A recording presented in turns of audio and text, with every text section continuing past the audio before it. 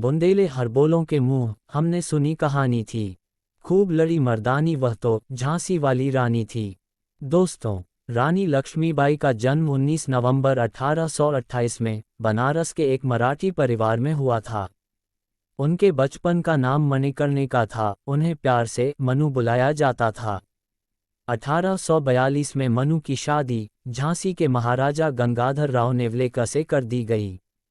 शादी के बाद मणिकर्णिका का नाम लक्ष्मीबाई पड़ा था।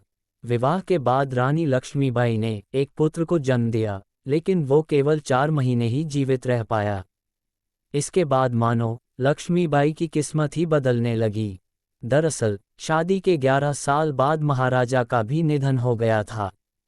पति और बेटे को खोने के बाद रानी लक्ष्मीबाई ने ठान ली थी कि वे अपने साम्राज्य और साम्राज्य के लोगों की रक्षा करेंगी। झांसी के महाराजा की मृत्यु के समय भारत में ब्रिटिश इंडिया कंपनी का वायसराय डलहौजी था। उसको लगा कि यह झांसी पर कब्जा करने का सबसे बेहतर समय है, क्योंकि वहां रक्षा करने के लिए और जंग लड़ने के लिए कोई नहीं है। इसके बाद उसने रानी लक्ष्मीबाई से बातचीत का दौर शुरू किया। लगातार अंग्रेजी सरकार ने रानी लक्ष्मीबाई पर दबाव बनाना शुरू कर दिया था।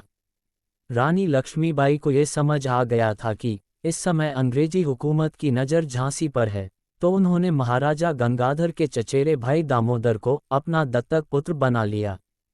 अंग्रेजी हुकूमत ने दत्तक पुत्र दामोदर को झांसी का उत्तराधिकारी मानने से इनकार कर दिया और लक्ष्मीबाई के खिलाफ हो गए।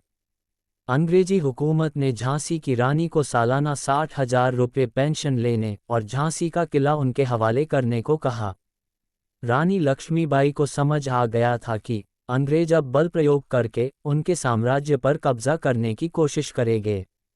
रानी लक्ष्मीबाई ने अंग्रेजों के खिलाफ बगावत करने के लिए गुलाम गौस खान, दोस्त खान, खुदा बख्श, काशीबाई, लाला भाई बख्शी, मोतीबाई, दीवान रघुनाथ सिंह और दीवान जवाहर सिंह के साथ मिलकर 14,000 बागियों की एक बड़ी फौज तैयार कर ली।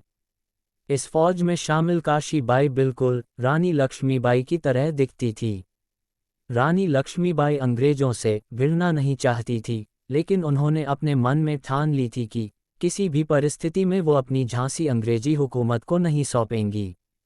माना जाता है कि अंग्रेजों ने रानी लक्ष्मीबाई से निहत्थे मिलने को कहा था ताकि वे बातचीत कर सके, लेकिन रानी लक्ष्मीबाई को भरोसा नहीं हो रहा था। रानी लक्ष्मीबाई ने अंग्रेजों से मिलने से इनकार कर दिया। 23 मार्च 1858 को ब्रिटिश फौजों ने झांसी पर आक्रमण कर दिया और 30 मार्च को भारी बमबारी की मदद से अंग्रेज किले की दीवार में सेंध लगाने में सफल हो गए।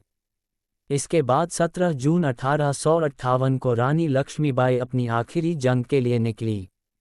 हालांकि इस दौरान उन्हें पता नहीं था कि ये रात उनकी आखिरी रात होगी। इस दौरान रानी लक्ष्मीबाई अपने दत्तक पुत्र को पीठ पर बांधकर जंग के लिए निकल गई। इस दौरान उनकी अंग्रेजों के साथ काफ़ी जंग हुई।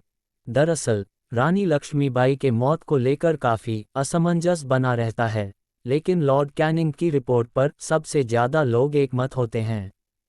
इस रिपोर्ट के मुताबिक रानी को एक सैनिक ने पीछे से गोली मारी। इसके बाद जब वह अपने घोड़े को मोड़ती है और उस सैनिक पर गोली चलाती हैं, लेकिन वो बच जाता है। इसके बाद वह सैनिक अपनी तलवार से रानी लक्ष्मीबाई की हत्या कर देता है। रानी लक्ष्मीबाई का नाम हमारे इतिहास में हमेशा अमर रहेगा। दोस्तों, कहानी अच्छी लगी हो तो इसे लाइक करें, शेयर करें और चैनल को सब्सक्राइब ज़रूर करें। धन्यवाद।